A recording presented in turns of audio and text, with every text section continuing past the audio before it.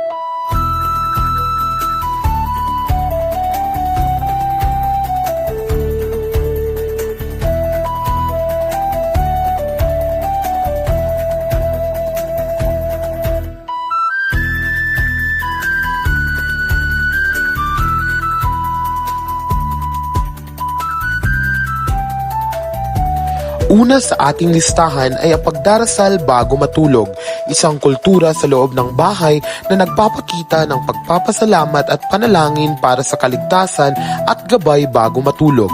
Nakakatulong ito upang magkaroon ng kapayapaan sa puso at isipan.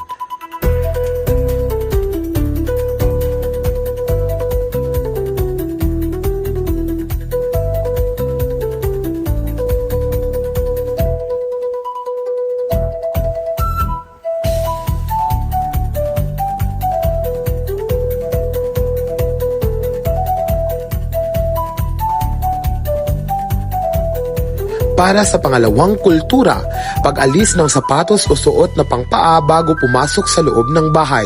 Isa itong kultura ng kalinisan at respeto na ginagawa sa loob ng bahay upang hindi makapasok ang dumi at mapanatiling malinis ang tahanan. Para naman sa panghuling kultura, pagmamano sa mga nakakatandang kasapi ng pamilya. Isang mahalagang kultura sa loob ng bahay na nagpapakita ng paggalang at pagpapahalaga sa mga magulang, lolo, lola at iba pang nakakatanda. Para sa huli, mahalaga ang mga kulturang ito dahil ito ang nagtataguyod ng respeto, pagmamahal at pagkakaisa sa loob ng bawat pamilya. Sa pagdarasal bago matulog, natututunan natin ang kahalagahan ng pananampalataya at pagpapasalamat.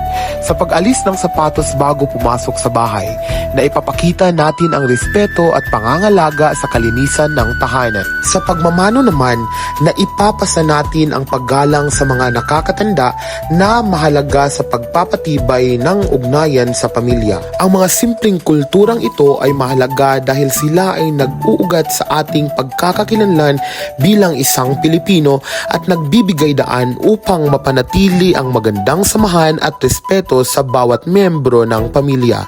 Sa ating bansa, ang mga ito ay nakaugalian ng bahagi ng ating kultura at pamumuhay. Salamat sa panunood. Paalam!